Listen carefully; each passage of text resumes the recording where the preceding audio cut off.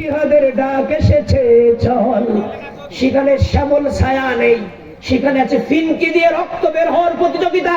আর আল্লাহর জমিনে আল্লাহর বিরুদ্ধে যারা করবে, আল্লাহর বিরুদ্ধে যারা কুফরি করবে, আল্লাহর দেওয়া রিজিক খেয়ে, আল্লাহর দিয়ে নিয়ামত পেয়ে যারা আল্লাহর জমিনে খবরদারি করবে, এই পৃথিবীতে বেঁচে থাকার কোনো অধিকার তাদের নেই।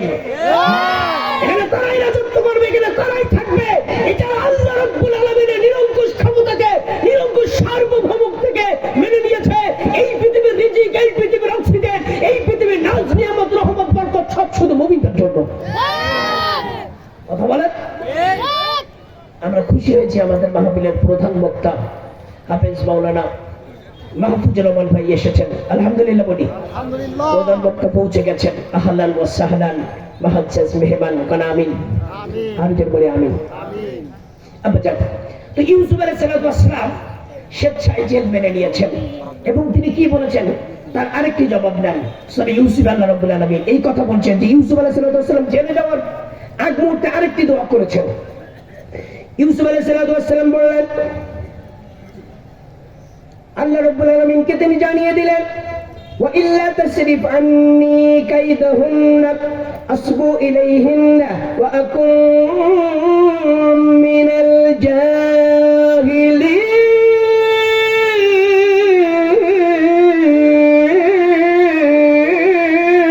আল্লাহু আকবার। ইউসুফ আলাইহিস সালাম বললেন, I will feel inclined towards them and be all of the ignorant. আল্লাহ, আপনি যদি আমার মাথার উপর থেকে মেয়েদের ষড়যন্ত্রের জাল সরিয়ে না দেন, ওয়া আকুম মিনাল জাহিলিন and be one of the ignorant, আমি জাহেলদের অন্তর্ভুক্ত হয়ে যাব। এই মেয়েরা আমার করুণ পরিণতি করে ছাড়বে। আল্লাহ, আমি আপনার কাছে সাহায্য চাই। Dear Lord, please help me. আল্লাহ, আমাকে সাহায্য করুন, আমার মাথার উপর থেকে এই বিপদ সরিয়ে দিন। আল্লাহু আকবার। আল্লাহ রাব্বুল আলামিন সেদিন ইউসুফ নবীকে নিরাপদ রাখার জন্য জেলখানায় পাঠিয়ে দিলেন। একটা মানুষ কতটা নির্যাতিত হলে, কতটা নিষ্পেষিত হলে জেলখানায় যাওয়াটা আল্লাহর কাছে চাইতে পারে। সেদিন ইউসুফ নবীর টানা 10 বছর জেল খাটলেন। জেল খাটার পরে আর জেল খাটতে ভালো লাগে না। মিথ্যা মামলা মাথায় নিয়ে কতদিন জেল খাটা যায়?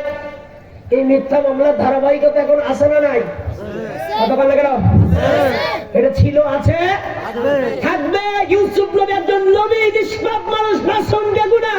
তাকে যদি টানা মিথ্যা মামলায় রেপ কেসের আসামি হয়ে 10 বছর জেল খাটতে হয়, এদেশের ইসলাম প্রিয় মানুষের নামে মিথ্যা মামলা হবে, এখানে অবাক হওয়ার কিচ্ছু নাই। আমার ভাইরা, যে ইউসুফ আলাইহিস সালাম 10 বছর জেল খাটার পরে বলছে, আমার আর জেল খাটতে ভালো লাগছে, আল্লাহ আপনি আমাকে জামিনের ব্যবস্থা করে দিন। তো যে আল্লাহ তাকে জেল খাটায় পাঠিয়েছেন, সেই আল্লাহকে জামিনের ব্যবস্থা করবেন না? এটা কথা বলতে হবে। সেই আল্লাহ আছে না নাই? আর যেন বলি, আছে না নাই? যে আল্লাহ ওষুধ দেন, সেই আল্লাহ আবার ডাক্তার হয়ে সেটা নিরাময় করে দেন। আল্লাহু আকবার। তো ইউসুফ আলাইহিস সালামকে মুক্ত করার জন্য আল্লাহ রাব্বুল আলামিন দুজন যুবককে দুটো স্বপ্ন দেখালেন। যেন জেলখানার ভিতরে ছিল, তারা দুটো স্বপ্ন দেখলেন। একজন দেখলেন তিনি বাচ্চাকে শরবত ঢেলে খাওয়াচ্ছেন, আরেকজন স্বপ্ন দেখলেন মাথায় ঝুড়িতে করে রুটি নিয়ে যাচ্ছে, এই রুটিগুলো পাখিতে ছিঁড়ে ছিঁড়ে খাচ্ছেন। আপনার কথা বুঝতে কোনো সমস্যা হচ্ছে? আমার পিছনে বক্তা আছে, এই জন্য একটু দ্রুত বলে যাচ্ছি।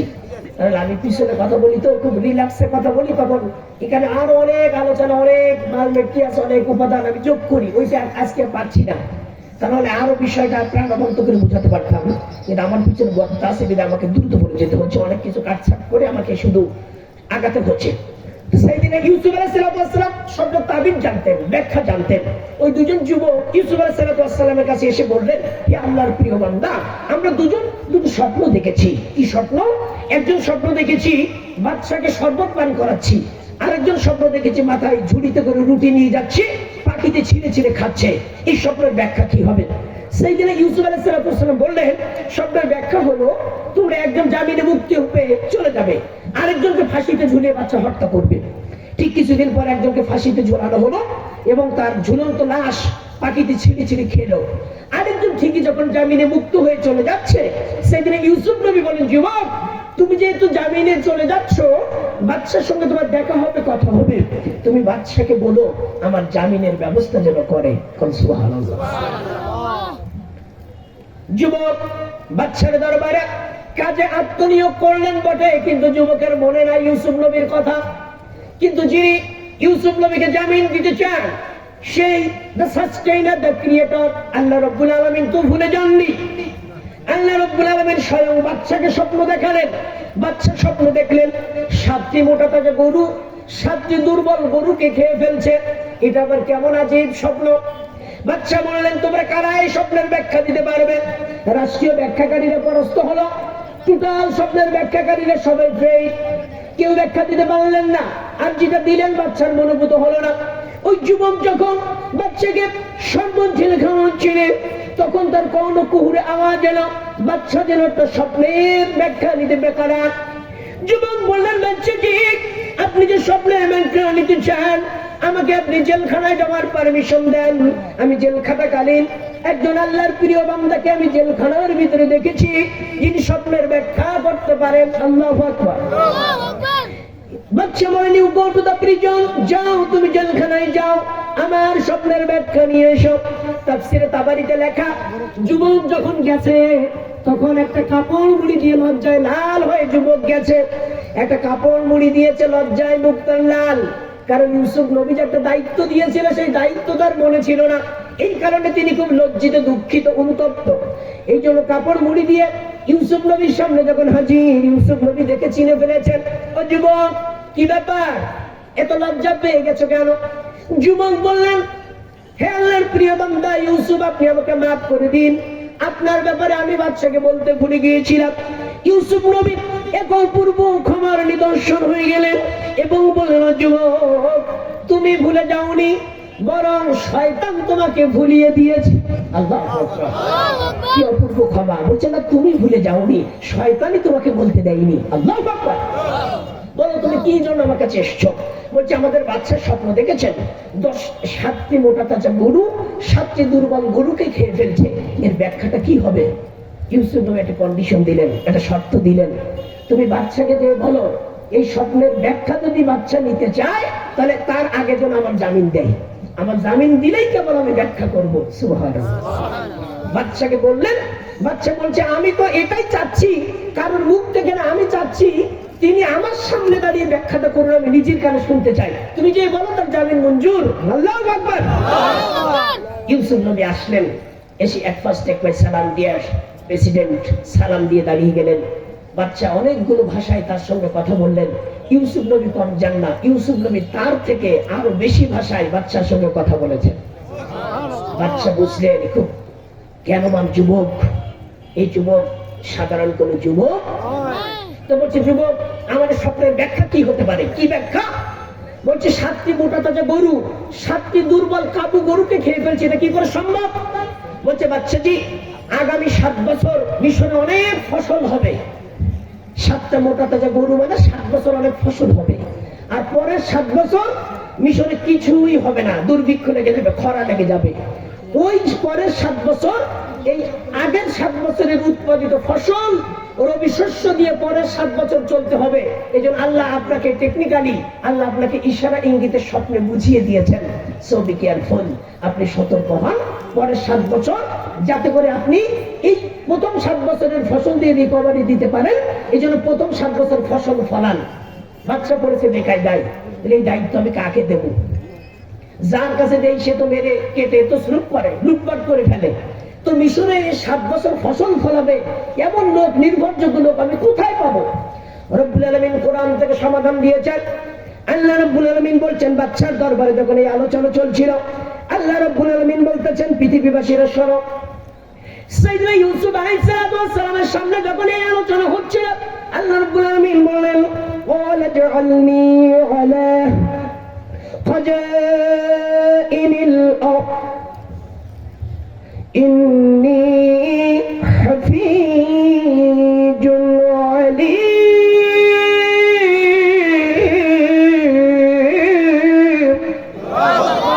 Set me over the storehouses of the land.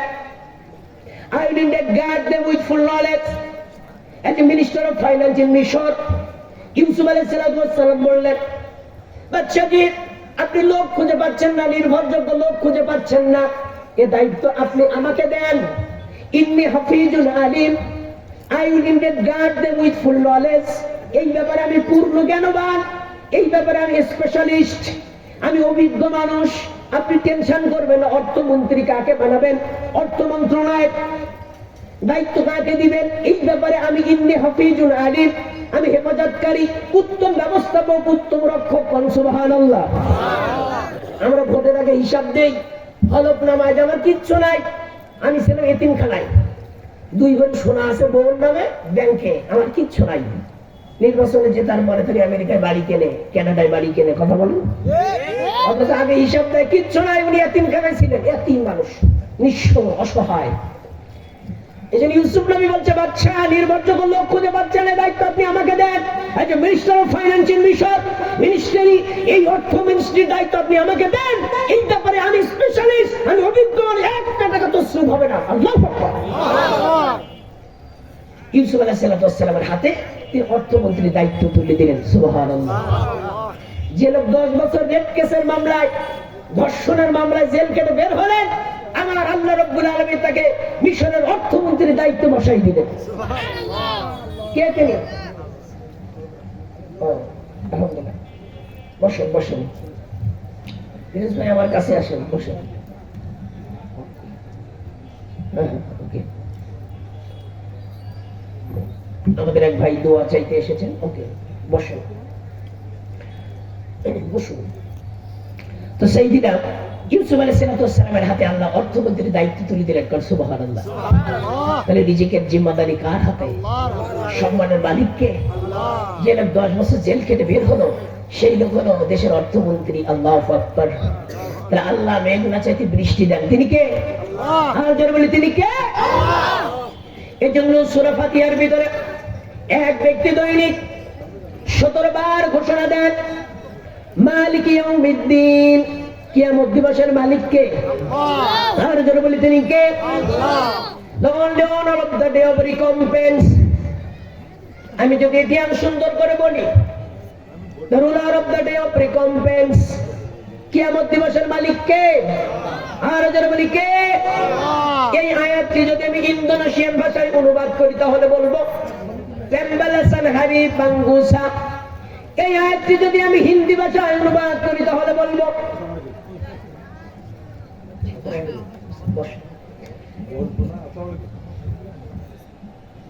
এই আয়াতটি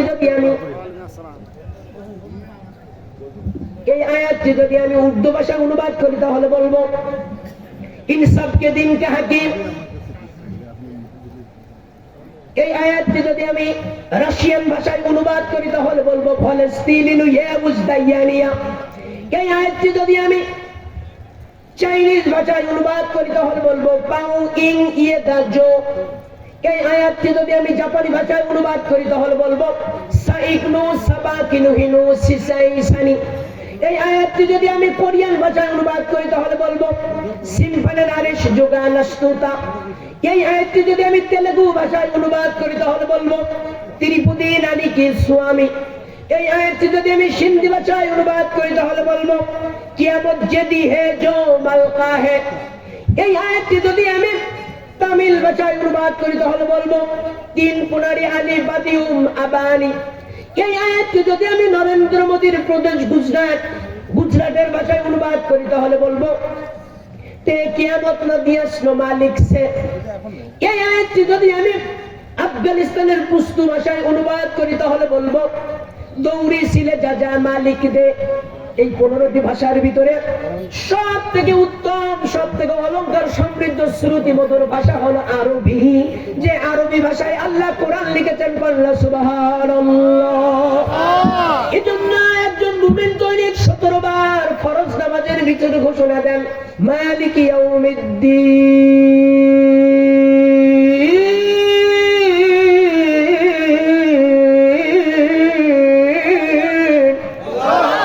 কিয়ামত দিবসের মালিকটা কে? আপনার হাতের দিকে তাকান, হাতের 5টা আঙ্গুলের দিকে দেখলে দেখবেন এটা আল্লাহ শব্দের প্রতিচ্ছবি। আপনি যখন পা ভেঙে রাতের বেলা ঘুমান যখন আপনার বডিটা হয়ে যায় মিম হা মিম দাল, আপনার গোটা বডির ভিতরে একটা মোহাম্মদের প্রতিচ্ছবি ভেসে ওঠে, আল্লাহু আকবার। এই জন্য নিজের দিকে তাকালে আমার সৃষ্টিকর্তাকে মনে হয়, আল্লাহু আকবার। এই জন্য আগে নিজেকে চিনতে হবে। কাকে? আগে নিজেকে চিনতে হবে। আমরা নিজেকে চিনি না বিধায় সৃষ্টিকর্তাকে চিনতে ভুল করি। আমার নিজেকে চেনা বাকি, বড় যন্ত্রণাতে থাকি, খাঁচার ভিতর থাকে আমার বাঁধন ছাড়া পাখি, খাঁচার ভিতর থাকে আমার বাঁধন ছাড়া পাখি। পাখি দেয় যে ভীষণ তারা, না হয়ে করবে আমায় সারা, পাখি দেয় যে ভীষণ তারা, না হয়ে করবে আমায় সারা। বাঁধন দেব শুনলে পাখি, বাঁধন দেব শুনলে পাখি, আমি বাঁধন দেব শুনলে পাখি, করে ডাকে ডাকি আমার নিজকে চেনা বাকি, বড় যন্ত্রণাতে থাকি, খাঁচার ভিতর থাকে আমার বাঁধন ছাড়া পাখি, খাঁচার ভিতর থাকে আমার বাঁধন ছাড়া পাখি। আমায় বানাইলো যেজন, সে যে সবচেয়ে আপন। কে তিনি? আমায় বানাইলো যেজন, সে যে সবচেয়ে আপন। হইলে তাহার মর্যাদারি, হইলে তাহার মর্যাদারি, আবার হইলে তাহার মর্যাদারি, বড়ই সুখে থাকি আমার নিজকে চেনা বাকি, বড় যন্ত্রণাতে থাকি, খাঁচার ভিতর থাকে আমার বাঁধন ছাড়া পাখি। বলেন, খাঁচার ভিতর থাকে আমার বাঁধন ছাড়া পাখি। এই পাখিটা একদিন উড়ে যাবে, কোন বাঁধন দিয়ে এই মন পাখিটাকে বাঁধা যাবে।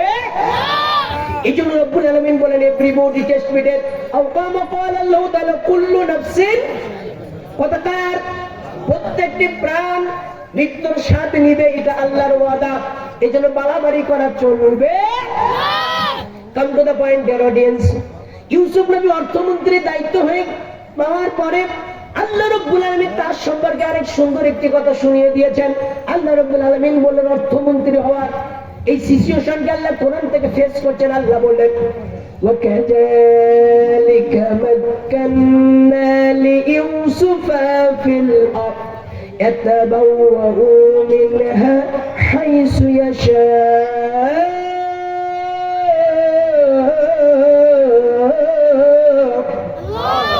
That's it. We give full authority to Yusuf in the land to take position therein when or where he likes. আল্লাহ বললেন, وَكَذَلِكَ مَكَّنَّا لِيُوسُفَ فِي الْأَرْضِ, আমি এইভাবে ইউসুফকে মিশরের বুকে প্রতিষ্ঠিত করে দিলাম। কোন সুবহানাল্লাহ। ইউসুফের যোগ্যতা ছিল, যদি আমি তাকে প্রতিষ্ঠিত না করতাম, নিজের যোগ্যতা বলে সে যেখানে যেত সেখানেই প্রতিষ্ঠিত হয়ে যেত। আল্লাহু আকবার। ইউসুফ নবী অর্থমন্ত্রী হয়ে গেলেন। মিশরে প্রচুর ফসল হলো, 7 বছর এত ফসল হলো, পাহাড়ের উপরে পর্যন্ত বৃষ্টির পানি দাঁড়িয়ে গেল, পাহাড়ের উপর পর্যন্ত প্রচুর ফসল হলো। সাইয়েদনা ইউসুফ আলাইহিস সালামকে দায়িত্ব হস্তান্তর করে মিশরের বাদশা অবসরে চলে গেলেন। এখন মিশরের প্রধানমন্ত্রী অর্থাৎ head of the parliament state of মিশর সাইয়েদনা ইউসুফ নবী। কোন সুবহানাল্লাহ। আল্লাহ বলেন, ইউসুফ তুমি চেয়েছো অর্থমন্ত্রী হতে, আমি আল্লাহ চেয়েছি গোটা মিশরের প্রধানমন্ত্রী তোমাকে বানিয়ে দিতে। এই সংবাদ সাইয়েদনা ইউসুফ নবীর পরিবার তথা ইয়াকুব নবীর পরিবারের কাছে চলে গেল সিরিয়ায়। গোটা পৃথিবীতে অভাব আর অভাব, শুধুমাত্র মজুদ খাবার আছে মিশরে। ইয়াকুব নবী তার 10টা ছেলেকে ডাকলেন, ডেকে বললেন, তোমরা মিশরে যাও, শুনেছি মিশরের বাদশা বড় উদার, মিশরের বাদশার কাছ থেকে কিছু ত্রাণ অনুদান নিয়ে এসো। 10 ভাই মিলে রওনা করেছে মিশরের দিকে। আল্লাহ রাব্বুল আলামিন ইউসুফ নবীকে ইনফর্ম করলেন, ইউসুফ, যে 10 ভাই তোমাকে মারতে চেয়েছিল কুয়ার ভিতরে ফেলে, সেই 10 ভাই তোমার বাড়িতে আসতেছে আজকে ত্রাণ নিতে। ইউসুফ তুমি তাদের সঙ্গে উত্তম ব্যবহার করো। কোন সুবহানাল্লাহ। ইউসুফ নবী 10 ভাইয়ের নামে 10টা গেট বানালেন। ইয়াকুব নবী 10 ছেলেকে নসিহত করলেন, আমার 10 ছেলে শোনো, তোমরা এক দরজা দিয়ে 10 ভাই ঢুকবে না। যদি ওই লোক জানতে পারে যে তোমরা একই পরিবারের 10 জন, তাহলে হয়তো দিতে চাইবে না। এই কারণে 10 জন তোমরা 10টা দরজা দিয়ে ঢুকবে। এদিকে ইউসুফ নবীও 10 ভাইয়ের নামে 10টা গেট বানিয়েছেন। সুবহানাল্লাহ। 10 ভাই এসেছে। ইউসুফ নবীর খালার ছেলেরা, ইউসুফ নবীর মা রাহিলা ইন্তেকাল করার পরে ইয়াকুব নবী ইউসুফ নবীর খালাকে বিয়ে করেছিলেন। এই খালার গর্ভে 10টা ভাই। দুনিয়ার চিটার বাটপারের হদ্দ। ইয়াকুব নবী তাদেরকে একটু ভালোবাসেন না। 10 ভাই আসলেন, ইউসুফ নবী তাদের মুসাফির খানায় বসতে দিলেন, মেহমান খানায় বসতে দিলেন। প্রত্যেকের সঙ্গে মিট করলেন, সাক্ষাৎ করলেন। আল্লাহ রাব্বুল আলামিন কোরআন থেকে বলছেন, and he recognized them but they recognized him not. Yusuf নবী তাদেরকে চিনতে পারলেন বটে, কিন্তু 10 ভাই ইউসুফ নবীকে চিনতে পারলো। 40 বছর আগে ইউসুফ নবী হারিয়ে গেছেন। ইউসুফ নবী ভাইদেরকে চিনেছেন বটে, ভাইয়েরা ইউসুফ নবীকে চিনতে পারেনি। ইউসুফ নবী তাদের সঙ্গে কথা বলেন, সমাদর করেন, খাতির যত্ন করেন, আপ্যায়ন করেন। তাদের সঙ্গে পরিচয় পর্ব সারেন। একজনকে জিজ্ঞেস করছেন, আপনার নাম? What is your name? কি তোমার নাম? ছেলেটি জবাব দিয়ে বলে, আমার নাম রুয়েল ইবনে ইয়াকুব ইবনে ইসহাক ইবনে ইব্রাহিম খলিলুল্লাহ। আমরা নবী বংশের লোক। তোমার বাবার নাম কি? ইয়াকুব। বলে, হ্যাঁ, আমার বাবার নাম ইয়াকুব। তোমরা কয় ভাই? আমরা এক মায়ের পেটে 10 ভাই, আর মায়ের পেটে 2 ভাই ছিল। সেই 2 ভাই এখন কোথায়? বলছে 40 বছর আগে একজন হারিয়ে গেছে, আরেকজন আছে বাবার কাছে, নাম তার বুনিয়ামিন। একটা বোন ছিল, নাম তার মারিয়াম। এই হয়েছে তাদের গোটা পরিবার, ফ্যামিলি মেম্বার। ইউসুফ নবী বললেন, যুবক, তোমরা কি আমার কাছে পরবর্তী বছর কি আবার আসবে ত্রাণ নিতে? বলে, হ্যাঁ, হয়তো আমরা আবার আসতে পারি। ইউসুফ নবী শর্ত দিলেন, যুবক শোনো, যদি পরের বছর আমার কাছে আসতে চাও, তাহলে তোমার বাবার কাছে যে ভাই আছে বুনিয়ামিন, ওই ভাইকে যদি আমার কাছে না আনো, আমি আর কোনো ত্রাণ তোমাদেরকে দেব না। শর্ত দিলেন, ওই ভাইকে আনতে হবে। বিরিং নিয়ে ব্রাদার অফ ইওর ফাদার। বললেন, তোমাদের ওই ভাইকে পিতার নিকট থেকে আনতে হবে। পারবে কি? ওই ভাইকে আনতে হবে, নতুবা আমি ত্রাণ দেব না। 10 ভাই কমিটমেন্ট করেন। আবার আল্লাহ বলছেন, 10 ভাই বলছেন, and indeed verily we shall do it. ভাইরা বলল যে আমরা চেষ্টা করব বাবাকে রাজি করিয়ে বুনিয়ামিনকে আনার জন্য। ইউসুফ নবী গিভ এন্ড টেক নীতি অনুসরণ করতেন। কিছু নিতেন, বিনিময়ে 5 মণ করে করে এখন এক একজনকে অনুদান দিতেন। কয় মণ? আপনাদের কষ্ট হচ্ছে? জবাব দিতে হবে। কয় মণ? জবাব দিলে লাভ আপনারই হবে। এখানে যারা কথা বলছেন না, আমার রব্বুল আলামিন এই যে কথা বলার যে স্পিকিং পাওয়ার দিয়েছেন, অনেকে দেননি, তাই কিনা? কথা বলেন। অনেকে কথা বলতে পারেন না। মাহফিলে এসে অনেকে কথা বলতে চায় না। চায়ের দোকানে গেলে সে একাই কয়েকটা মাহফিল করে বসে। কথা বলে, হুজুরা ওয়াজ করে জবাবই দেয় না, চুপচাপ বসে খালি দেখে যে হুজুর কি কয়। কষ্ট হয়?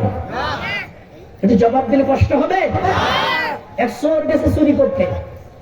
একজনের বাড়ি প্রথমে ঢুকছে, ঢুকে দেখে খুব অভাব, লোকটার বাড়িতে নেওয়ার মতো কিচ্ছু নাই। চোর খুব মায়া হলো, তার ওই বাড়ি থেকে কিছুই নিল না। আরেক বাড়িতে ঢুকে দেখে আলিশান অবস্থা, এলিট পার্সন লোক, টাকা পয়সা, চাল ডালের অভাব নাই। সেই বাড়ি থেকে সে 2 বস্তা চাউল নিয়েছে। নিয়ে বাড়ি যাওয়ার পথে যে বাড়িতে প্রথম ঢুকেছিল, খুব অভাব দেখেছিল, ওই বাড়িতে 1 বস্তা চাল রেখে আরেক বস্তা নিয়ে বাড়ি গেছে। খালি চোর হলেও লোক ভালো।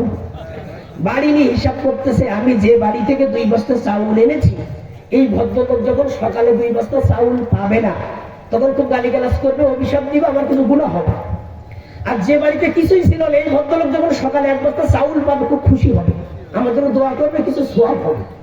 এক বাড়িতে কিছু গুনাহ হবে, আরেক বাড়িতে কিছু সওয়াব হবে, প্লাস মাইনাস এটা কেটে যাবে, মাঝখান থেকে আমার 1 বস্তা চাউল লাভ হবে। কি হবে? নিজের ভালোটা বুঝছে কিনা?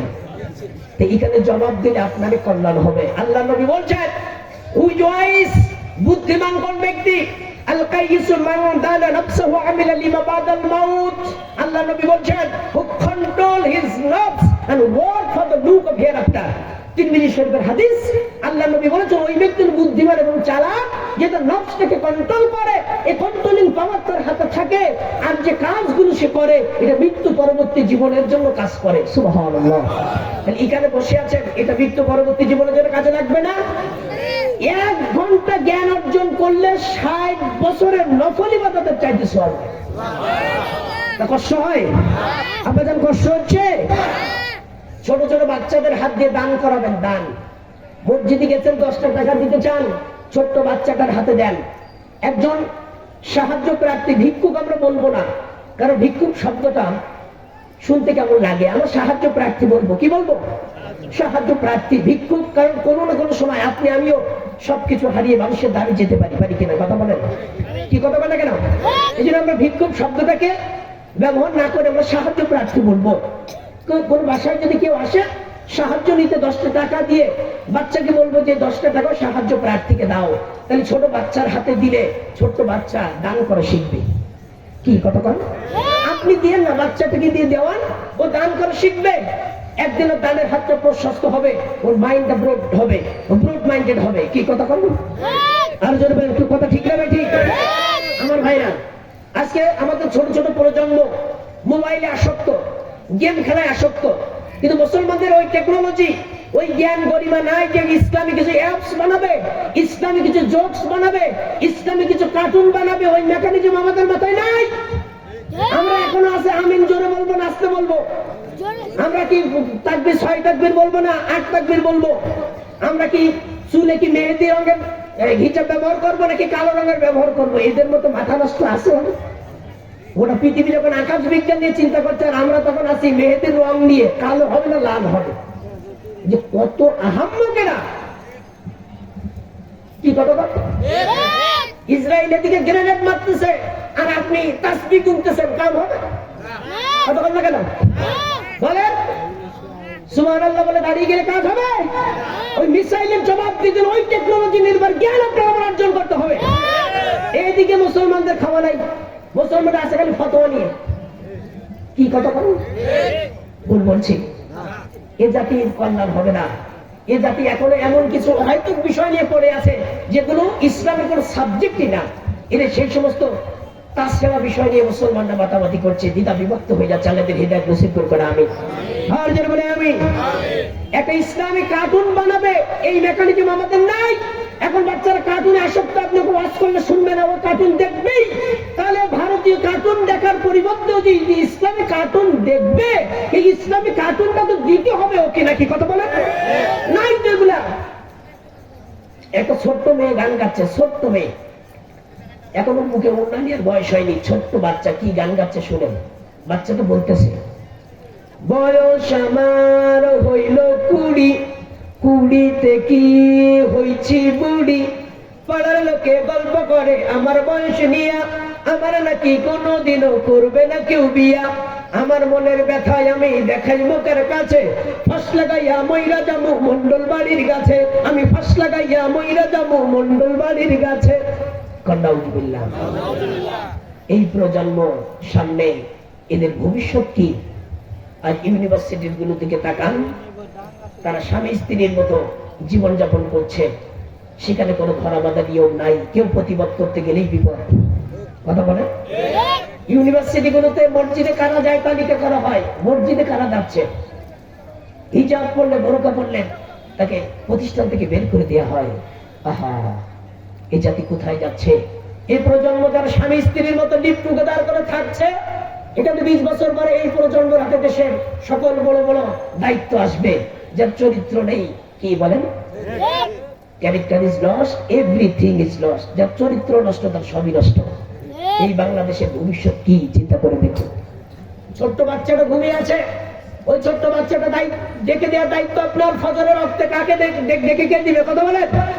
মুয়াজ্জিন যখন হেঁকে দিচ্ছে মিনারের চূড়া থেকে, ইথাম তরঙ্গের মাঝে সুরের মূর্ছনা, যে সুর শুনলে হৃদয়ের ভিতরে জান্নাতি আবেশ তৈরি হয়।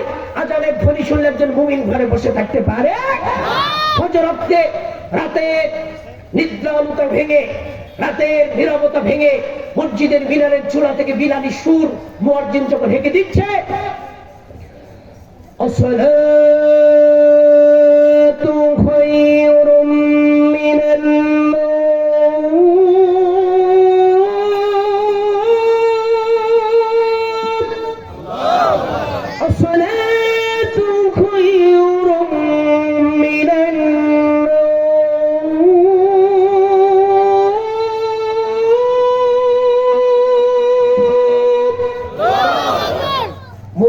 বসে থাকতে পারে? এই আজানের ধ্বনি শুনে ওই বাচ্চাটা রেখে দেওয়ার দায়িত্ব তার মা এবং বাবার। মা বাবা সারা রাত নেট চালে ঘুমাইছে রাত 3টার সময়, মা বাবাই তো ওঠে না, সন্তান জাগবে কেমনে? কথা বলে। এই ঘরে রহমত আসবে না গজব আসবে? আর কথা বলে, রহমত আসবে না গজব আসবে? এই হেফজখানায় সকালবেলা বাচ্চাকে পাঠিয়ে দেন মক্তবে কোরআন শেখার জন্য, মসজিদে পাঠিয়ে দেন বাচ্চাকে কোরআন শেখার জন্য। ওই বাচ্চাটার জীবনের ফাউন্ডেশন যদি কোরআন এবং সুন্নাহর উপর হয়, ওই বাচ্চাটা কোনোদিন বিপদগামী হবে? কি কথা বলেন, বিপদগামী হবে? রাজা উজিরকে জিজ্ঞেস করছে, উজির এই পুকুরে কয় গ্লাস পানি আছে তুমি বলতে পারবে? উজির বলছে, রাজা বসে এরকম আহম্মকের মতো প্রশ্ন কেউ করে? পুকুরের গ্লাস মেপে পানি শেষ করা যায়? রাজা বলছে, ওই যে একটা ছেলে আসছে মক্তব থেকে কোরআন পড়ে, শুনেছি যারা কোরআন এবং হাদিস পড়ে আল্লাহ তাদের অনেক জ্ঞান বুদ্ধি দেন, দেখি ছেলেটা কি বলে। ছেলেটা সালাম দিয়ে দাঁড়িয়ে গেছে, রাজা বসে দেখেছেন। আচ্ছা খোকা, তুমি তো মাদ্রাসায় পড়ো, কোরআন হাদিস জানো, আচ্ছা তুমি বলো তো এই পুকুরে কয় গ্লাস পানি হবে? ছেলেটা একটু ভাবলো, ভেবেই জবাব দিচ্ছে। রাজা বসে তো খুব সহজ জবাব। বলে, কি সহজ জবাব? বলছে, আপনি জানতে চেয়েছেন পুকুরে কয় গ্লাস পানি হবে। এই ছেলেরা বসেন, এগুলো উঠে কেন? এত হাঁটাহাঁটি করে কেন? বসেন। রাজামশাই জিজ্ঞেস করছে, এই পুকুরে কয় গ্লাস পানি হবে? ছেলেটা বলছে, রাজামশাই গ্লাস যদি পুকুরের মতো হয় তাহলে 1 গ্লাস, আর পুকুরের অর্ধেক হলে 2 গ্লাস। সুবহানাল্লাহ বলবেন। কি সহজ জবাব, আল্লাহু আকবার। এই জন্য ছোট্ট বাচ্চাটাকে জাগিয়ে দেওয়ার দায়িত্ব কার? ছোটবেলায় একটা বাচ্চা কাদার গলা, ওই কাদাটাকে ভেঙে মুসকে দৌড়ে যেভাবে বলবেন ও ওইভাবেই করবে। একদিন যখন বড় হয়ে যাবে, কোরআন এবং সুন্নাহর ফাউন্ডেশন যদি ওর জীবনের ভিতটাই যদি কোরআন সুন্নাহর উপরে না হয়, ওই ছেলে মেয়ে বিপদগামী হবে না? হবে না? এই জন্য বাচ্চাটাকে সকালে ডেকে দেন। ভোর হলো খুকুমনি, ভোর হলো, ওঠো এবার দৌড় খোলো। ভোর হলো খুকুমনি, ভোর হলো, ওঠো এবার দৌড় খোলো। অজু করে নামাজেতে যাও দাঁড়িয়ে, ডাকো প্রভুকে মন ভরিয়ে। অজু করে নামাজেতে যাও দাঁড়িয়ে, ডাকো প্রভুকে মন ভরিয়ে। হৃদয়কে রাঙাতে ফুলে ফুলে সাজাতে, হৃদয়কে রাঙাতে ফুলে ফুলে সাজাতে, আল্লাহ আল্লাহ আল্লাহ বলো। সবাই আল্লাহ আল্লাহ আল্লাহ বলো। ভোর হলো খুকুমনি, ভোর হলো, ওঠো এবার দৌড় খোলো। আল্লাহু আকবার। তাহলে একটা বাচ্চাকে ডেকে দেওয়ার দায়িত্ব তার পিতা। কারণ যে কোরআন 22 বছর 5 মাস 14 দিন ধরে নাজিল হলো। হিন্দু ঠাকুররা বলছেন মধু জিহ্বা ধবিষ্ঠতম। ঋগ্বেদ হিন্দু ঠাকুররা বললেন আল্লাহ নবী যখন কোরআন তেলাওয়াত করতেন, আল্লাহ নবীর জিহ্বা দিয়ে যেন টক টক করে মধুগুলো ঝরে ঝরে পড়তো। সুবহানাল্লাহ বললে গেল। আল্লাহ নবী কোথায় জন্ম নেবে? হিন্দু ঠাকুররা বলছেন সম্বলে বিষ্ণু যশানে গৃহে প্রাদুর্ভাবম নহম, সমাতং বিষ্ণু যশানে গর্ভবাতব বৈষ্ণবম। আমার ভাইরা, ওনাকে একটু কাজ করতে দিন, ওনার কাজ এটা। আমি তো ফিল করলে হবে না, ওনার কাজ এটা। একটু ওনাকে সাপোর্ট দিন please. Look at median audience, no sound no tune. একদম একটু একটু সাইলেন্ট প্লিজ। আমার সময় খুব কাছাকাছি, আপনারা একটু আমার দিকে তাকান। আমরা এদিকে দিকে ওনাকে কাজ করতে দেন, আমার দিকে তাকান। হিন্দু ঠাকুররা বললেন কল্কি পুরাণ 2য় অধ্যায় 19 নং শ্লোক, ঠাকুরজিরা বলছেন সম্ভুলে বিষ্ণু যশামে গৃহে প্রাদুর্ভাবম নহম, সমাতং বিষ্ণু যশামে গর্ভবাতব বৈষ্ণবম। হিন্দু ঠাকুররা বলেন আল্লাহর নবীর জন্ম হবে সম্বল দ্বীপ তথা আরব দ্বীপের ভিতরে। পিতার নাম হবে বিষ্ণু যশামে, মায়ের নাম হবে সুমাতাং। আব্দুল্লাহর ঔরসে আমিনার গর্ভে আখিরি নবীর জন্ম হবে। আল্লাহু আকবার। রাসূলের জন্ম তারিখ তো হিন্দুরা বলে দিয়েছেন। দ্বাদশ শুল্ক পক্ষ মাধবে মণি মাধব, শুল্ক পক্ষের 12 তিথি অর্থাৎ রবিউল আউয়াল মাসের 12 তারিখে আল্লাহর নবীর জন্ম হবে। এটা হিন্দু ঠাকুররাই বলছেন। সুবহানাল্লাহ। শুধু তাই নয়, হিন্দু ঠাকুররা বলছেন, পৃথিবীবাসীরা শুনুন, হিন্দু ঠাকুররা বলতেছেন, পৃথিবীবাসীরা ভালো করে শুনুন। হিন্দু ঠাকুররা বলতেছেন গোটা পৃথিবীতে যিনি আখেরি জামানার নবী হবেন, তিনি এতটাই পাওয়ারফুল হবেন, যখন তিনি যুদ্ধ করতে যাবেন, যেমন হামাস যুদ্ধ করছে ইসরায়েলের বিরুদ্ধে, হিন্দু ঠাকুররা বলতেছেন সাত জয়ং তুবং দেবশ সাবেত রণের আতা। আল্লাহর নবী যখন যুদ্ধ করতে যাবেন কুরুক্ষেত্রে রণভূমিতে, যুদ্ধ করতে যাবেন তখন স্বয়ং আসমানের সৃষ্টিকর্তা আল্লাহর নবীকে সাহায্য করবেন। সুবহানাল্লাহ। হিন্দু ঠাকুররা বলছেন চতুর্বিঘ্রাতে ভিদবং পরিশ্রমে কলকি ক্ষয়ম। গোটা পৃথিবীর সবাই যদি আল্লাহর নবীকে ভুলে যায়, চারজন ব্যক্তি আল্লাহর নবীকে ভুলবেন না। ওরা আবু বকর, উসমান, আলী। গোটা পৃথিবীর সবাই ভুলে গেলেও এই চারজন লোক আল্লাহর নবীর সঙ্গে থাকবেন। হিন্দুরাই বলছেন চতুর্বিঘ্রাতে ভিদবং পরিশ্রমে কলকি ক্ষয়ম। আল্লাহু আকবার। শুধু তাই নয়, একজন হিন্দু অভিধান বেত্তা রাজা যুধিষ্ঠির, তিনি ধর্ম দেবতার কাছে প্রশ্ন করছেন পৃথিবীর আসল ধর্ম কোনটা, সত্য ধর্ম কোনটা, অরিজিনাল ধর্ম কোনটা। ধর্ম দেবতা বলছে বেদা বিভিন্ন শ্রুতে বিভিন্ন না সমলজ্জ সংমতং বিভিন্ন ধর্ম সংকর্থং নিহিতং গহয়ং মহাজঞ্জন গতোষ পন্থা। তিনি বললেন বেদা বিভিন্ন, বেদ শাস্ত্রগুলো বিভিন্ন রকম, কিন্তু মুসলমানদের কোরআনের কপি কয়টা? জোরে বলেন কয়টি? এর বিকল্প কোন কপি কেউ দেখাতে পারে? এগুলো বলছে বেদা বিভিন্ন, বেদ শাস্ত্র বিভিন্ন রকম। বলছে শ্রুতে বিভিন্ন, ওর ভিতর শ্রুতি বাক্যগুলো বিভিন্ন রকম, অন্তমিল, মাত্রামিল, ছন্দমিল কিচ্ছু নাই। কিন্তু আল্লাহর কোরআনের সঙ্গে নবী রাসূলদের কথার কোনো কন্ট্রাডিকশন হয়? আল্লাহু আকবার। এখানেই শেষ নয়, হিন্দু ঠাকুরজিরা বললেন বেদা বিভিন্ন, শ্রুতে বিভিন্ন না সমলজ্জ সংগতং বিভিন্ন। একজন ব্রাহ্মণ যা বলেন একজন ঠাকুর উল্টে দেন, একজন মহন্ত যা বলেন একজন পুরোহিত উল্টে দেন, কিন্তু আল্লাহর কোন কথা কোন নবী আর রাসূল উল্টাতে পারে? এরপরেই বলছেন বেদা বিভিন্ন, শ্রুতে বিভিন্ন না সমলজ্জ সংগতং বিভিন্ন ধর্ম সংকর্থং নিহিতং গুহায়ং। হিন্দু ধর্ম মন্ত্রী তিনি বললেন যদি পৃথিবীর অরিজিনাল ধর্মের সন্ধান পেতে চাও, আসল ধর্মের সন্ধান নিতে চাও, ওই গুহাওয়ালা মুহাম্মদের কাছে যাও। আল্লাহু আকবার। ইয়া মুহাম্মদ মুস্তাফা নবী সাল্লাল্লাহু আলাইহি, ইয়া মুহাম্মদ মুস্তাফা নবী সাল্লাল্লাহু আলাইহি, সবাই ইয়া মুহাম্মদ মুস্তাফা নবী সাল্লাল্লাহু আলাইহি, ইয়া মুহাম্মদ বাদশাহ বাদশাহ কামলি ওয়ালা, ইয়া মুহাম্মদ মুস্তাফা নবী সাল্লাল্লাহু আলাইহি, ইয়া মুহাম্মদ। আল্লাহু আকবার। আপনার আমার নবী যখন রাস্তা দিয়ে হাঁটতেন, দুই পাশে মানুষের ঢল লেগে যেত তাকে দেখার জন্য। আল্লাহর নবীকে তারা অনুরোধ করতেন একটু দাঁড়াও দাঁড়াও ইয়া মুহাম্মদ, আমার নয়ন ভরে তোমায় দেখবো।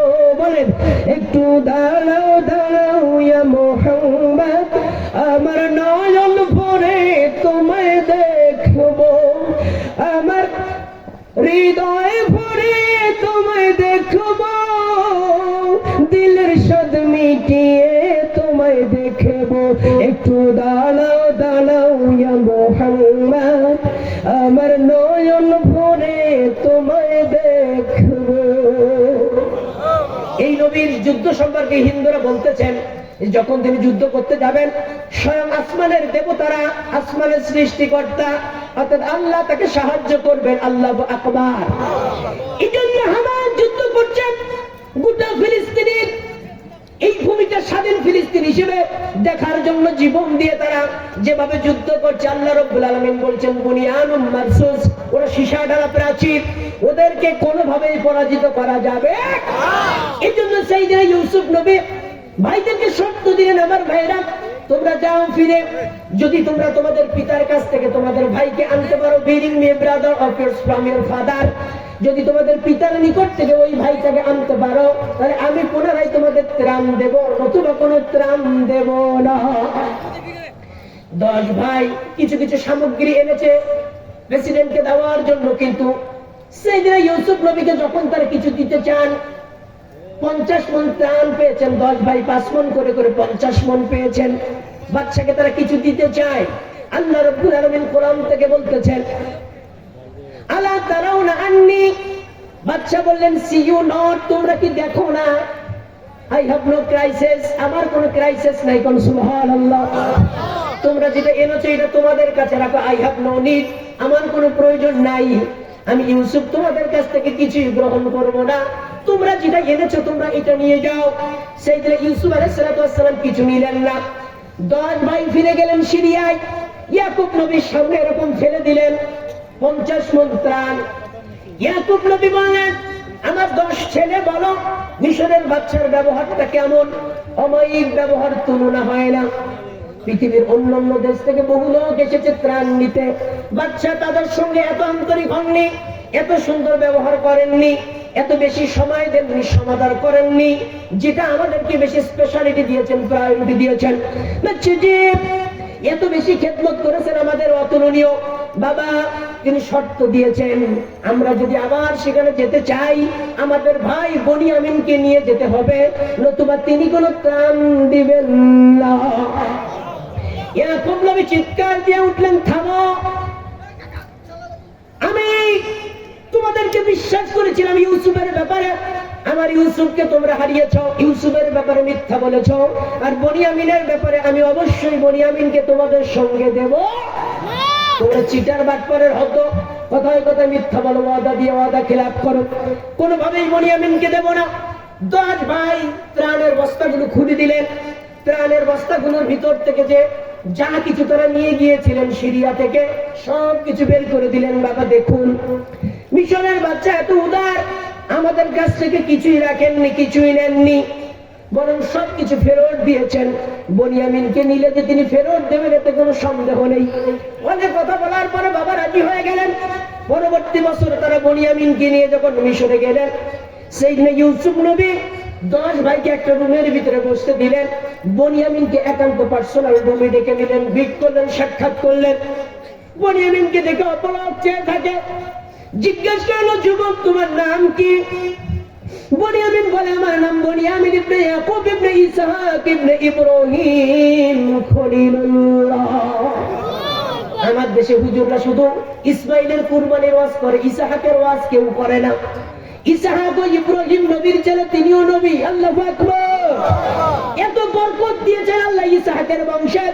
সাইয়েদনা Ibrahim the father of nation of Muslim উম্মাহ, মুসলিম জাতির পিতা ইব্রাহিমের ছেলে ইসহাক, ইসহাকের ছেলে ইয়াকুব, ইয়াকুবের ছেলে ইউসুফ, পরদাদা নবী, দাদা নবী, বাপ নবী, ছেলে নবী। আল্লাহু আকবার। সাইয়েদনা ইউসুফ আলাইহিস সালাম বললেন, তোমার বাবার নাম? আমার বাবার নাম ইয়াকুব, তার বাবার নাম ইসহাক, তার বাবার নাম ইব্রাহিম, তারা সবাই নবী নবী। আল্লাহু আকবার। ইউসুফ নবী শুনলেন, জবাব, তোমরা কয় ভাই?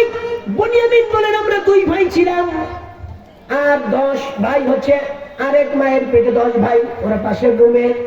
ইউসুফ নবী শুধালেন, তোমার আরেকটা ভাইয়ের নাম কি ছিল? বলছে তার নাম ছিল ইউসুফ।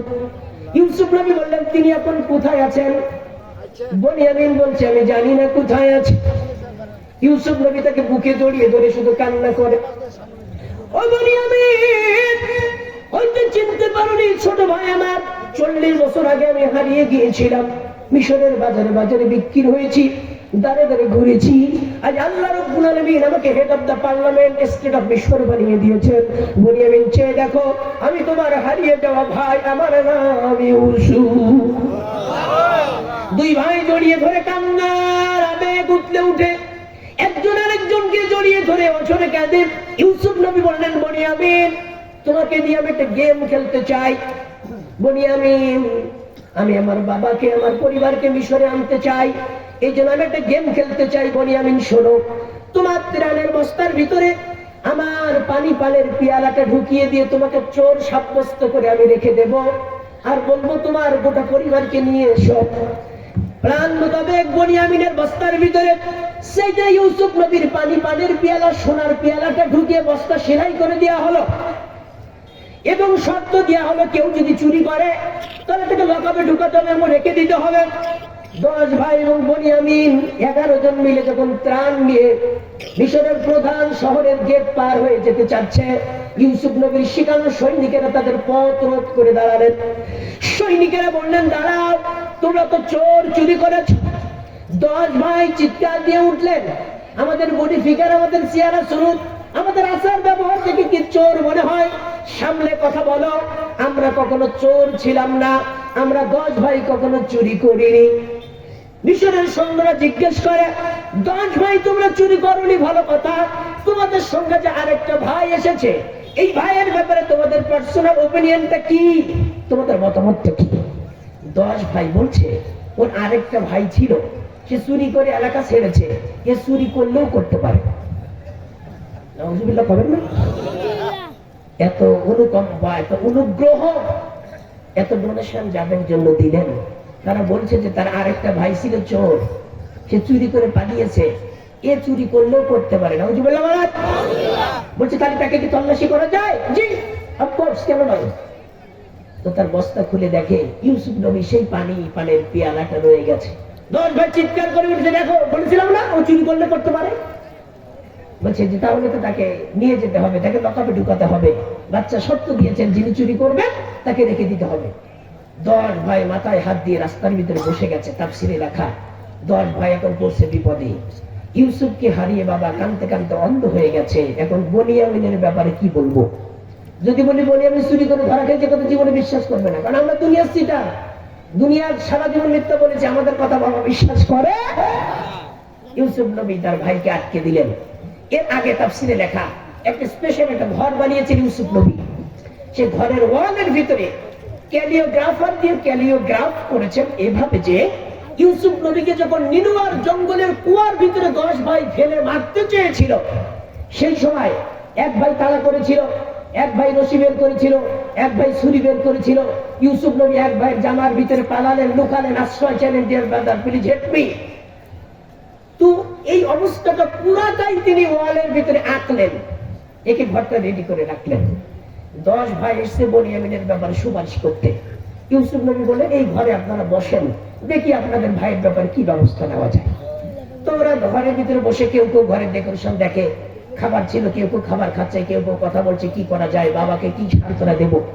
আমরা যেমন কোথাও গেলে তার গেট আপ সেট আপ দেখি, কোনো হোটেলে উঠলে, কোনো বাড়িতে গেলে দেখি, ঠিক তেমনি একজন ভাই তারা খাওয়া নাই, বনিয়ামিনের চিন্তায় তো খাচ্ছে না, অন্যরা খাচ্ছে। তিনি ওয়ালের ভিতরে তাকিয়ে দেখেন এই ওয়ালের ভিতরে যেন কিছু আঁকা হয়েছে, আর সেই আঁকাটা যাই তাই কিছু না। 40 বছর আগের মামলা। 40 বছর আগে ইউসুফের সঙ্গে তারা নিনুয়ার কুয়ার পারে যা যা করেছিল, টোটাল দৃশ্যটা এই ওয়ালের ভিতরে যেন আঁকা হয়েছে। স্থির হয়ে গেছে চোখ। ঘটনা কি? যারা খাচ্ছে আর গল্প করতে খাওয়ার আগ এই ওয়ালের দিকে তাকা, সবচেয়ে ধরা কয় মানে ওয়ালের দিকে দেখ তারপরে খা। ওয়ালের দিকে তাকায় দেখে ইউসুফের সঙ্গে 40 বছর আগে তারা যা করেছিল সেই টোটাল দৃশ্যটা এই ওয়ালের ভিতরে আঁকা হয়েছে। বলছে তার মানে এই দৃশ্য এখানে আঁকলো কে? কোথা থেকে আসলো এটা? এটা তো 40 বছর আগে আমরা করেছিলাম। তার মানে আমরা কি ধরা মানে ফুল ধরা।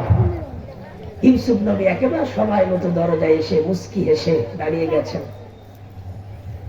10 ভাই যেন ভাইব্রেশন হচ্ছে গোটা বডি, ঘর যেন ভূমিকম্প হচ্ছে, কাঁপছে। উপায় কি? ইউসুফ যখন সামনে এসে দাঁড়িয়েছে তারা জিজ্ঞেস করছে আপনার নাম ইউসুফ, তোমার নাম কি ইউসুফ? ইউসুফ নবী বললেন মে হু ইউসুফ, মেরা নাম ইউসুফ, আমার নাম ইউসুফ, আমি ইউসুফ। বললেন সুবহানাল্লাহ। 10 ভাই বললেন তুমি কি আমাদের হারিয়ে যাওয়া ভাই ইউসুফ? হ্যাঁ, আমি সেই হারিয়ে যাওয়া ভাই ইউসুফ। মাফ করে দাও ভাই আমাদের, আমরা ধরা পড়েছি, আমরা ভুল করেছি, তোমার উপর অবিচার জুলুম করেছি, নির্দয় আচরণ করেছি। ইউসুফ আজকে তুমি আমাদের সঙ্গে কি আচরণ করবে? সেই দিনে ইউসুফ বললেন ভাইয়া ভয় পাওয়ার কিছুই নেই, আমি ইউসুফ আজ সিদ্ধান্ত নেব সেটা তোমাদের পক্ষে যাবে, ভয়ের কোনো কারণ নাই। আল্লাহু আকবার। তার আগে বলো বাবা কেমন আছে? বলে বাবা তো তোমার মায়া কাঁদতে কাঁদতে অন্ধ হয়ে গেছে। ইউসুফ নবী আল্লাহ লিড করেছেন ইউসুফ তোমার গায়ের জামাটা খোলো, এই গায়ের জামাটা খুলে তোমার ভাইদের হাতে দাও। পৃথিবী আজ এখানে স্থির হয়ে যায়। এক পুরাণিক মিরাক্কেল, এই জামা এমন এক মিরাক্কেল তৈরি করলো গোটা পৃথিবীর মেডিকেল সায়েন্সের ভাষায় স্তব্ধ হয়ে গেল। সেই দিনে ইউসুফ নবী বললেন আমার ভাইরা প্লিজ টেক ইট, এটা ধরো, এই জামাটা নাও, এই জামাটা তোমরা আমার বাবার চোখের উপরে রেখে দিও, আমার বাবার চোখ ভালো হয়ে যাবে। কোন সুবহানাল্লাহ। ডাক্তাররা চিন্তা করে ইউসুফ নবীর জামার ভিতরে কি এমন ছিল যে জামা চোখের উপরে রেখে দিলে চোখ ভালো হয়ে গেল। মেডিকেল স্পেশালিস্ট বলতে চান মানুষের গায়ের ঘাম থেকে চোখের ছানি পড়ার ড্রপ তৈরি হয়েছে। আল্লাহু আকবার। কারণ মেডিকেল সায়েন্সের বড় বড় স্পেশালিস্টরা চিন্তা করলেন ইউসুফ নবী জামা গায়ে রেখে দিতে বললেন আর চোখ ভালো হয়ে গেল। জামার ভিতরে কি এমন মেডিসিন ছিলেন, কি এমন মেডিসিন ছিল যে মেডিসিনের বদৌলতে চোখের ছানি ভালো হয়ে গেল? গবেষণা করে দেখলো ইউসুফ নবীর গায়ের জামায় ছিল ঘাম আর গায়ের ঘ্রাণ। আল্লাহু আকবার। কারণ জামা পোশাক যখন আমরা পরি, পোশাকে ঘাম লেগে যায়, কি লেগে যায়? কথা বল। মানুষের গায়ের ঘ্রাণ থাকে সেখানে। এই কারণে মেডিকেল সায়েন্সের বড় বড় ছাত্র যেমন ইবনে সিনার মতো বড় বড় মেডিকেল স্পেশালিস্ট তারা গবেষণা করে আজ কোরআন থেকে তথ্য নিয়েছেন মানুষের জামার ঘাম এবং ঘ্রাম থাকে, আর জামার ঘাম এবং ঘ্রাম থেকে তারা চোখের ছানি কাটার ড্রপ তৈরি করেছে। ইউসুফ নবী বললেন আমার ভাইরা এই জামাটা নিয়ে যাও, আমার বাবা ইয়াকুব নবীর চোখের উপরে রেখে দাও, চোখ ভালো হয়ে যাবে। 10 ভাই জামা নিয়ে রওনা করেছেন মিশর থেকে সিরিয়া।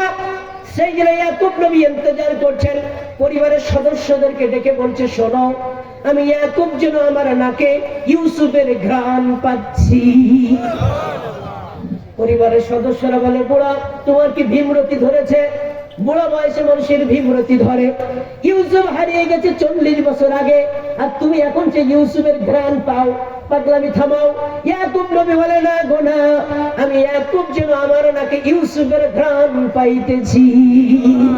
যে ঈমান সত্যে অটল, যে ঈমান দীপ্ত প্রবল, যে ঈমান সত্যে অটল, যে ঈমান দীপ্ত প্রবল, যে ঈমান জীবন জুড়ে কোনোদিনও করে না তোষণ, দয়াময় সেই ঈমানের হৃদয়টা দাও একে, সেই আশা বুকে নিয়ে যাই যে তোমায় দেখে। যে ঈমান সত্যে অটল, যে ঈমান দীপ্ত প্রবল, যে ঈমান ইব্রাহিমকে পূজা থেকে, জুলকার সবল থেকে ইউসুফকে, যে ঈমান ইব্রাহিমকে পূজা থেকে, জুলকার সবল থেকে ইউসুফকে রাখে দূরে ভ্রান্ত মনকে বাতিল মোহ থেকে, দয়াময় সেই ঈমানের হৃদয়টা দাও একে। যে ঈমান সত্যে অটল, যে ঈমান দীপ্ত প্রবল, যে ঈমান জীবন জুড়ে কোনোদিনও করে না তোষণ, দয়াময় সেই ঈমানের হৃদয়টা দাও একে, সেই আশা বুকে নিয়ে যাই যে তোমায় দেখে। কে তিনি? আল্লাহ। আর যারা বলেন কে তিনি? আল্লাহ। এজন্য যুবক আপনার উদ্দেশ্য নসিহত। عن أبي هريرة رضي الله تعالى عنه قال قال رسول الله صلى الله عليه وسلم 7 يظلهم في ظله يوم لا ظل إلا ظله إمام عادل وشاب نشأ في عبادة الله ورجل قلبه معلق بالمسجد إذا خرج منه حتى يعود إليه رجل يتحبب في الله استمع عليه وتفرق عليه ورجل خاليا ففاضت عينه ورجل دعته امرأة ذات حسب وجمال فقال إني أخاف الله ورجل تصدق بالصدقة فأتبع حتى لا تعلم شماله ما تنفق يمينه متفق عليه বুখারী মুসলিমের হাদিস। আল্লাহ নবী বললেন যখন আল্লাহর আরশের ছায়া ব্যতীত কিয়ামতের মাঠে যখন আর কোনো ছায়া থাকবে না, কেউ কেউ বলে সূর্যটা মাথার উপরে 1 বিঘা, কেউ কেউ মুঠোমাত, কত অপব্যাখ্যা, ভুল ব্যাখ্যা। সূর্য অত দূরে তাই আমরা মাঠে দাঁড়াতে পারছি না, তাই কিনা? আর সূর্য যদি 1 বিঘা মুঠোমাত মাথার উপরে আসে তাহলে কিছু থাকবে? কত ভুল ব্যাখ্যা দেয় এরা। সূর্যটা অবশ্যই আলোক বর্ষণ করবে, উত্তপ্ত করবে, তামা মাঠটা গলিত মাঠে পরিণত হবে। চন্দ্র সূর্য খসে খসে সাগরে পড়বে, সাগরের পানিতে আগুন ধরে জাহান্নামে হাবিয়া দোজখ তৈরি করে দেবে। এটা ঠিক আছে। ওই দুর্দিনে আল্লাহ নবী বলছেন আল্লাহর আরশের ছায়া ব্যতীত কোন ভিআইপি গ্যালারি থাকবে, ওই গ্যালারিতে 7 শ্রেণীর ব্যক্তিকে আল্লাহ বসতে দিবেন। এক ক্লাস প্রথম সারিতে যারা বসবেন, আল্লাহ নবী বলছেন ইমামুন আদিলুন, যারা ন্যায়পরায়ণ বিচারক হবে, ন্যায়পরায়ণ বাদশা হবে। সেইদিন ইউসুফ আলাইহিস সালাম বাদশাহিত্ব করতে যে ভাইদেরকে বলেন আজকে তোমাদের ব্যাপারে আমার কোনো অভিযোগ নেই। তো সুবহানাল্লাহ বললে কেন? কিভাবে ক্ষমা সুন্দর দৃষ্টিতে দেখলেন এবং বলেন, আমার ভাইরা শোনো, তোমাদের ব্যাপারে আজ আমার কোনো অভিযোগ নেই, অনুযোগ নেই, আজ তোমাদেরকে আমি মাফ করে দিয়েছি, ক্ষমা করে দিয়েছি। আল্লাহু আকবার। আমরা কি ক্ষমা করতে পারি না? এই ক্ষমার জীবনকে আমরা করতে পারি না? ক্ষমার নজিরকে আমরা দেখাতে পারি না? কিন্তু আমরা ক্ষমাই করতে জানি না। কথা বল, কষ্ট হচ্ছে আপনাদের? শুধু তাই নয়, আজকে হামাসকে দেখুন, হামাস পৃথিবীর কারোর কাছে মাথা নত করছে না। ইসরায়েল একটা মিসাইল রুখতে হলে, অর্থাৎ ইসরায়েলের উপরে সেদিন ইরান 300 মিসাইল ছুড়েছে। ইসরায়েল একটা মিসাইল যদি ঠেকাতে চায়, বাইরে থেকে যে মিসাইলগুলো ইসরায়েলের দিকে যায়, আয়রন ডোম আকাশ প্রতিরক্ষা ব্যবস্থা, এই আকাশ প্রতিরক্ষা ব্যবস্থা খরচ এতটা বেশি, একটা মিসাইল রুখতে হলে, ওইটা থামাতে হলে, ওইটাকে অকেজো করতে হলে বাংলাদেশি টাকায় 76 লক্ষ টাকা ব্যয় হয়। কত টাকা? 76 লক্ষ টাকা। অর্থনৈতিকভাবে পঙ্গু হয়ে যাচ্ছে তারা। আল্লাহু আকবার। এর ইসলামের বিজয়ের একটা নিদর্শন। 300 মিসাইল রুখতে যেয়ে তার অর্থনৈতিক মেরুদণ্ড ভেঙে গেছে। এক গ্লাস, এই যে বাংলাদেশি একটা পানি কিনতে আমার 15 থেকে 20 টাকা লাগে, ইসরায়েলে এক গ্লাস পানি কিনতে 250 থেকে 300 টাকা লাগে। কত? 250 থেকে 300 টাকা। এত এক্সপেন্সিভ, এত ব্যয়বহুল তাদের লাইফ। এটা গজব আল্লাহ। এটা কি কথা বল? শুধু তাই না, এই যে আমাদের আকিজ গ্রুপ তাদের মোজো, এটাকে প্যালেস্টাইনের তারা WFP মানে ওয়ার্ল্ড ফুড প্রোগ্রাম, এই ওয়ার্ল্ড ফুড প্রোগ্রামে আকিজ তাদের মোজো বিক্রি করে 5,47,00,000 টাকা ফান্ডে দিয়েছেন। সুবহানাল্লাহ। 5,47,00,000। কেন মোজো খাবেন? মোজো অবশ্যই খাবেন। মোজোর প্যাকেটের গায়ে একটা স্ক্যানিং কোড আছে, ওটা স্ক্যান করলে প্রত্যেকটা বোতল থেকে 1 টাকা চলে যাবে ফিলিস্তিনি। সুবহানাল্লাহ। শুধু তাই না, তারা এই আরেকটা জায়গায় তারা ফান্ডিং করেছে, তারা ডোনেশন দিয়েছে 1 কোটি কত জানি আমি দেখলাম। আমার ভাইরা, এই জন্য মোজো খাবেন, কোকোকোলা, ইসরায়েলি কোকোকোলা খাবেন না, লাইফ বয় সাবান কিনবেন না, সানসিল্ক শ্যাম্পু কিনবেন না, ডাব সাবান কিনবেন না, পন্ডস ক্রিম কিনবেন না, ম্যাগি নুডলস কিনবেন না। এমনি করে করে ইসরায়েলি যত পণ্য, এটা বর্জন করা আপনার আমার ইমানি দায়িত্ব। এগুলো কেনার অর্থ না আপনি ইসরায়েলকে সহযোগিতা করছি টাকা দিয়ে। ইসরায়েলি যত পণ্য, লাইফ বয় সাবান জীবন থেকে তালাক দিয়ে দেন, লাখ সাবান তালাক দিয়ে দেন। এগুলো একজন মুসলমান ব্যবহার করতে পারে না। পেপসুডেন্ট, তারপরে কোলোজাত, এই পেপসুডেন্ট গুলো ব্যবহার করা যাবে না। এরকম ইসরায়েলের পণ্যের অসংখ্য তালিকা আছে। কিটক্যাট থেকে শুরু করে, নেক্সাস থেকে শুরু করে বহু প্রোডাক্ট ইসরায়েলের। এই ইসরায়েলি প্রোডাক্ট গুলো ব্যবহার করা একজন মুমিনের জন্য বৈধ না। আমরা এগুলো কিনছি আর এই টাকা দিয়ে ইসরায়েল মিসাইল ছুটছে ফিলিস্তিনের উপরে। এগুলো বর্জন করুন। এই পেপসুডেন্ট, কোলোজাত, লাইফ বয় এগুলো থেকে শুরু করে ইসরায়েলি পণ্যের তালিকা থেকে এগুলো বর্জন করে ইমানি দায়িত্ব। এগুলো একজন মুসলমান কিনা অর্থ হলো এই ফান্ডটা চলে যাবে ইসরায়েল, আর ইসরায়েল এই স্বৈরাচারী ইসরায়েল মুসলমানদের উপরে বোম্বিং করবে, মিসাইল ছুটবে, গ্রেনেড ছুটবে। কথা বলে তাই কিনা? এগুলো বর্জন করা আপনার আমার ইমানি দায়িত্ব। যদি এগুলো বর্জন না করে তাহলে আমি ইসরায়েলের সাপোর্টার, ইসরায়েলকে সাপোর্ট করছি টাকা দিয়ে, অর্থ দিয়ে। কথা বলে গেল? এরদোয়ান, সবাই আশা করেছিল তুরস্কের প্রেসিডেন্ট এরদোয়ান কিছু করবে। তুরস্কের জনগণ চাপ দিল এরদোয়ানকে, ইসরায়েলের সাথে কূটনৈতিক সম্পর্ক ছিন্ন করে দিন, অর্থনৈতিক সম্পর্ক ছিন্ন করে দিন। এরদোয়ান সাহেব রাজি হলেন না। এইবার আঞ্চলিক নির্বাচনে তিনি জবাব পেয়ে গেছেন। তুরস্কের মানুষ এরদোয়ানকে ভোট দেয়নি, তার দলের ভরাডুবি হয়েছে, ইসরায়েলের পক্ষ নিয়েছেন তিনি। এই কারণে এলাকার লোকজন তার পক্ষ নেয়। এই জনগণের হাতে অনেক ক্ষমতা। এই জনগণ ইচ্ছা করলে একজনকে ক্ষমতা থেকে নামাতে পারে, একজনকে ক্ষমতায় বসাতে পারে। কত বলে গেল? যেন তুরস্কের পাবলিক বুঝলো না, তুরস্কের পাবলিকের কথা এরদোয়ান সাহেব বুঝলেন না। এরদোয়ান সাহেব তুরস্কের আপনার এম্বাসি ইসরায়েল থেকে গোটাতে চাইলেন না, ইসরায়েলের সাথে কূটনৈতিক সম্পর্ক ছিন্ন করতে চাইলেন না। পাবলিক ভোট দেয়নি, পাবলিক বুঝিয়ে দিয়েছে ইসরায়েলের সাথে সুসম্পর্ক রাখলে আমরা তোমার সাথে সম্পর্ক রাখবো না। এজন্য আমরা মুখে মুখে বলি, আমাদের সরকার বাহাদুর বলেন যে ইসরায়েলের আমরা সাপোর্টার না। তাহলে ইসরায়েলের প্রোডাক্ট বন্ধ করো, বাংলাদেশে ঢোকা বন্ধ করো, কথা বন্ধ করো। সব প্রোডাক্ট ঢোকা বন্ধ করে দাও। কোনো ব্যবসা করতে পারবে না, কিটক্যাট ব্যবসা করতে পারবে না, নেক্সাস ব্যবসা করতে পারবে না, নেক্সক্যাপ থেকে শুরু করে লাইফ বয়, সানসিল্ক সব বন্ধ করে দাও। ইসরায়েলি কোনো প্রোডাক্ট বাংলাদেশে ঢুকবে না, ঢুকবে না, ঢুকবে না। যে ইসরায়েল আমাদের টাকা নিয়ে আমাদের ভাইয়ের উপর মিসাইল ছুড়বে, সেই প্রোডাক্ট করে মুসলিম অধ্যুষিত জনপদে চলতে পারে না, পারে না, পারে না। ইসরায়েল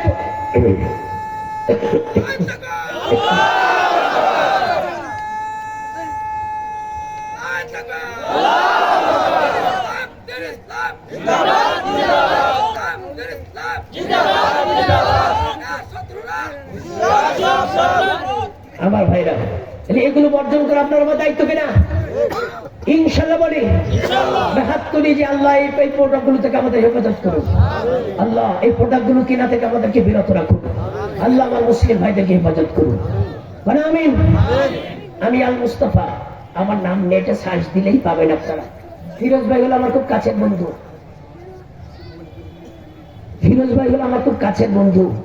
তার মাধ্যমে আমার এলাকায় আসা। তার নানা বাড়ি মানে আমারও নানা বাড়ি, কিন্তু তার বোনের বিয়ে দাওয়াত পাইনি। কষ্ট আছে আমার মনে, তার বিয়ে দাওয়াতটা পাবো কিনা এইটাও চিন্তায় আছি। আমার ভাইরা খুব নিরীহ মানুষ, রাগ বলে কিচ্ছু দেখিনি।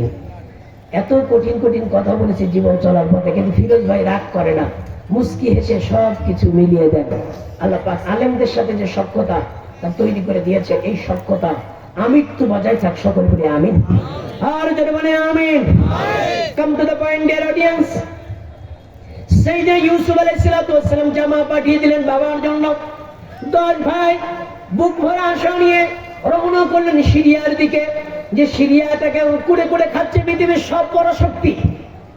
ইসরায়েল দখল করে রেখেছে, রাশিয়া দখল করে রেখেছে, আমেরিকা দখল করে রেখেছে। এক একজন ইচ্ছা মতো সিরিয়াটাকে ভাগ করে দখল করে রেখেছে।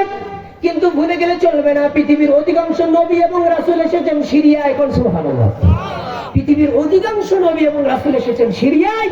এই সিরিয়া, ফিলিস্তিন, মিশর, লেবানন, জর্ডান, সৌদি, এগুলো মুসলিম ভূখণ্ড। এখানে পৃথিবীর আর কারোর খবরদারি মতবারি চলবে না।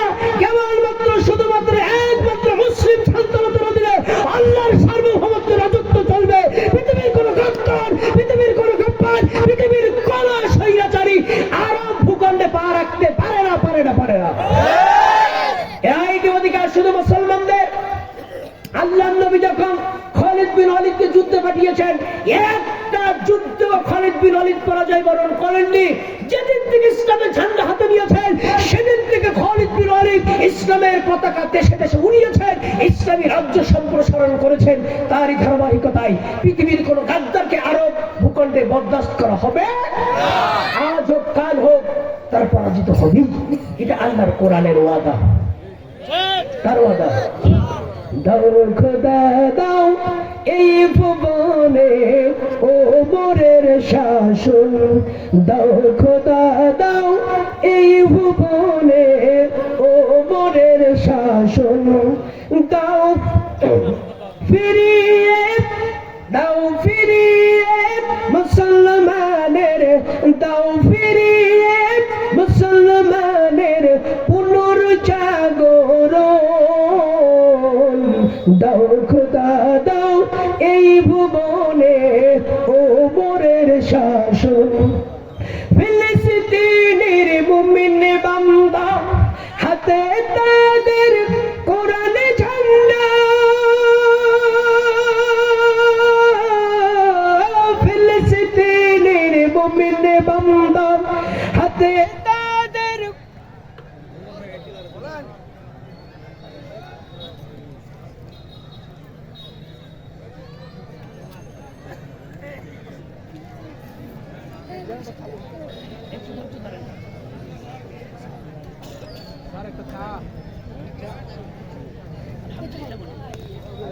আলহামদুলিল্লাহ বলি।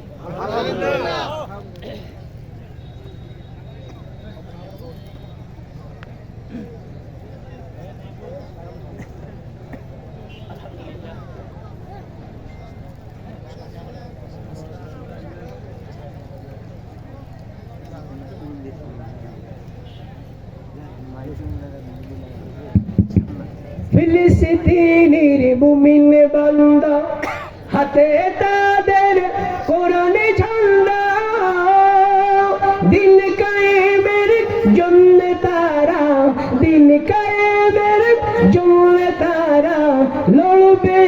জীবন দাও খোদা দাও এই ভুবনে ও মোরের শাসন। আল্লাহ কবুল করুন, সকলে বলে আমিন। আমার ভাইরা, ছোট্ট একটি অনুরোধ আপনাদের কাছে। আমাদের ঢাকা থেকে এক ভদ্রলোক, খুব বড় মাপের একজন ইসলামী চিন্তাবিদ, ইসলাম স্কলার, আমার কাছে কয়েকটি বই পাঠিয়েছেন দেখার জন্য মাঝে। তো বইগুলো দেখে আমি দেখলাম এত চমৎকার কিছু লেখা বই। তো উনি বললেন, আমি ভালোবেসে আপনার কাছে কিছু কপি দিচ্ছি, যদি আপনি পারেন মানুষের মাঝে এটা পৌঁছে দিবেন। আমার ভাইরা, রিজিক নির্ধারিত একটা বইয়ের নাম। আমরা রিজিক নিয়ে খুব চিন্তা করি, কোরআন এবং হাদিসের দলিল দিয়ে ভদ্রলোক এত সুন্দর করে খুব দামি কাগজে লিখেছেন। একটা বইয়ের দাম 30 টাকা, এটা 20 টাকায় পাবেন। আমি মাত্র 60-65 কপি বই এনেছি আপনাদের জন্য। একটু চেষ্টা করবেন। এই ভদ্রলোক খুব বড় মাপের ইসলাম চিন্তাবিদ, একটা বইয়ের দাম 20 টাকা, নিয়ে যাবেন সবাই অন্তত। আমার ভাইরা, আর আমার ফোন নাম্বারটা আমি সবাইকে দেব। আল মুস্তফা নামে নেটে সার্চ দিলে পেয়ে যাবেন। আল মুস্তফা ভোরের পাখি। আর ফিরোজ ভাই হচ্ছে আমার সাইনবোর্ড, আমার মুখপাত্র হচ্ছে ফিরোজ ভাই। ফিরোজ ভাইকে যদি কখনো আমার প্রয়োজন হয় ভাইকে বলবেন। আমার ভাইরা, তার আগে হেফসখানার সেই কলিজার টুকরা ছেলেগুলো কই আব্বা যান, এ কোরআনের মাহফিলে, কোরআনের খেদমতে, মাদ্রাসার খেদমতে, আমার নবীর এই প্রেক্ষাগৃহের খেদমতে আমি আপনাদের কাছে আমার হৃদয়ের আরতি পেশ করছি। আপনাদের কাছে ব্যাগ যাবে, রুমাল যাবে, যে যতটুকু পারেন পকেটে হাত দেন। আল্লাহর কোরআনের মাহফিলের জন্য আমরা ডোনেশন অবশ্যই দেব, কারণ আল্লাহ নবী বলছেন, আল্লাহ রাব্বুল আলামিন শুনেছেন, as-সাদকাতুল তুরাদ্দুল বালা, দান খয়রাত, দান দক্ষিণা, দান সদকা অসুখ বিসুখ থেকে মানুষকে হেফাজত করে। সুবহানাল্লাহ। বালা মুসিবত, একটা গাড়ি অ্যাক্সিডেন্টে সবাই মারা গেছে, আপনি বেঁচে গেছেন, এটা দানের বদৌলতে হয়েছে। অসংখ্য ভাইরা বলেছেন, হুজুর দানের কারণে আমার অনেক বড় বড় অ্যাক্সিডেন্ট, মামলা, হামলা, জেল জরিমানা, অসুখ বিসুখ থেকে আল্লাহ বাঁচিয়েছেন। না, মাহফুজ ভাই উনি আসবেন, প্রধান বক্তা অবশ্যই আসবেন। আমার ভাইরা, উনি আসছেন, রেডি হচ্ছেন, এখনই চলে আসবেন ইনশাল্লাহ। আমি খুব দ্রুত শেষ করে দিচ্ছি। আমার ভাইরা, তো এখন হেফসখানা ছেলেগুলো কই, ওদেরকে একটু ব্যাগ নিয়ে যেতে বলেন, ব্যাগ নিয়ে পাঠাবেন।